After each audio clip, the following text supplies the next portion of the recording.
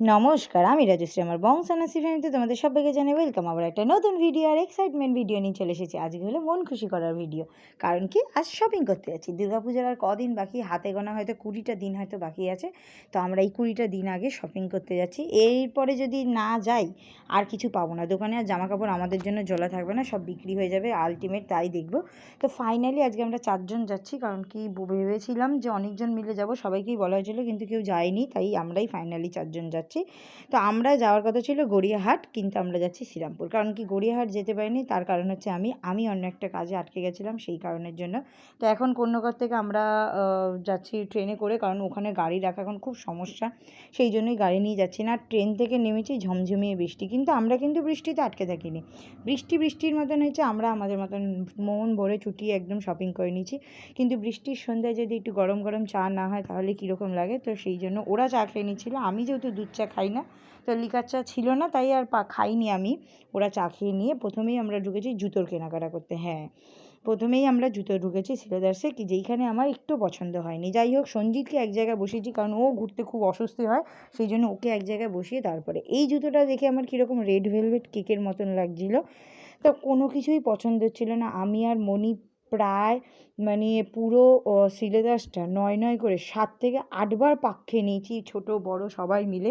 তারপরে এসে বাধ্য হয়ে বসে শুয়ে হাত বাড়িয়ে তারপরে আমরা জুতো খোঁজাখুঁজি করে অনেক কষ্টে ও দুজোড়া জুতো নিল। তারপরে খুব খিদে পেয়ে গেছিলো বলে, আগেই সামনে বৃষ্টি পড়ছিল যেহেতু, সেই জন্য মিষ্টির দোকানটা সামনে ছিল, তাই 9 করে আমরা 15 রকম মিষ্টি ট্রাই করেছি। কোনোটা মিষ্টি 2টো নিয়েছি, কোনোটা মিষ্টি 1টা নিয়েছি। মালপোয়াটা আমার বেশ ভালো লেগেছে, এই যে ল্যাংচাটা ভালো লেগেছে, কালো জামটা মোটামুটি লেগেছে।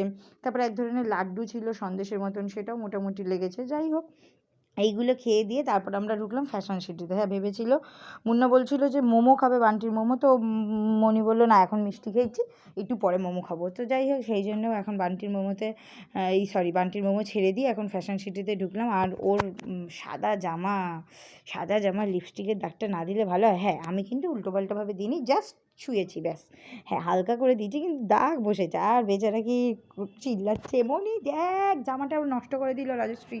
কিন্তু এই যে এখানে আমরা ওয়ান পিসগুলো দেখছিলাম, এখানের ওয়ান পিসগুলো সত্যি খুব সুন্দর ছিল। তো হাতের মধ্যে নিয়েছিলাম অনেকগুলোই জামা, ট্রায়াল করব, করে যেটা ভালো লাগবে সেটা নেব। তারপরে এই দেখুন বাচ্চাদের পাঞ্জাবিগুলো কি সুন্দর না, এই কালারটা এত পছন্দ হয়েছে আমার। তারপর এই ওপরের পাঞ্জাবিটা দেখে বলছিলাম, তোরা সব সমুর বিয়েতে এরকমভাবে ড্রেস আপ করবি, ভালো লাগবে বেশ, বিয়ের দিনকে যদি এরকমভাবে পরিস না, ওগুলো ওদের হবে না, কোনো অংশ দিয়েই ঢুকবে না। আর এখানে যেহেতু কলকাতা পুলিশের আন্ডারে না, সেই জন্য সব সাদাই পছন্দ। আমি বেসিক্যালি এতদিন পর সেটাই বুঝলাম। নিজেও সাদা পরে এসছে, বরকেও সাদা পরিয়ে নিয়ে এসছে, দেখছেও সাদা, যা দেখছে সাদা। ওর চক্করে পরে আমিও যা তুললাম, যে কটা ড্রেস তুললাম বেশিরভাগই সাদা ড্রেস তুললাম। কি বলবো, কিছু বলার নেই আমার। আর যাই হোক, এখন ফাইনালি ওর গলাটা টিপে যদি আমি মেরে ফেলতাম গো, খুব খুশি হতাম, কিন্তু ওর গলাটা আমি টিপতে পারবো না, খুব জ্বালাতন করে, খুব।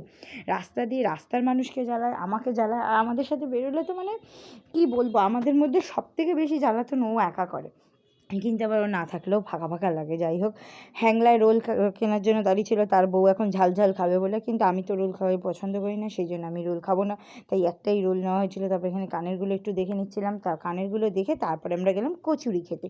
হ্যাঁ, তার মাঝখানে আমরা অনেক কিছু কিনেছি। হ্যাঁ, মনি গেছে মার্কেটিংয়ে, আর চাদর কিনবে না, বালিশের ওয়ার কিনবে না, এগুলো হতেই পারে না। তারপর কচুরি খেয়ে হাজমোলা খেয়ে আমরা ট্রেনের দিকে রওনা দিলাম। তখন বাজে 10টা।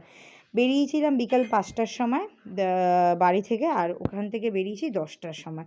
তো যাই হোক, ট্রেনে এখন সবাই ক্লান্ত। আর দেখেছো সঞ্জিত কীরকমভাবে উৎপাত করে দেখেই যাচ্ছে, একটা কথা বলছি দেখেই যাচ্ছে।